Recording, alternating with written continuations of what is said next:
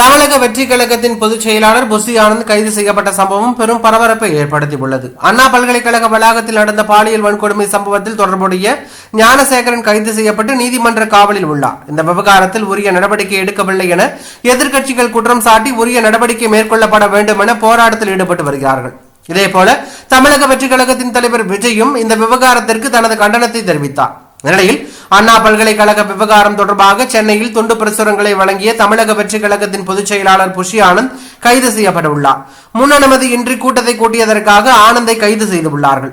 அவரை டி நகரில் உள்ள தனியார் மண்டபத்தில் போலீசார் தங்க வைத்துள்ளதாக தகவல் வெளியாகி பரபரப்பை ஏற்படுத்தியுள்ளது.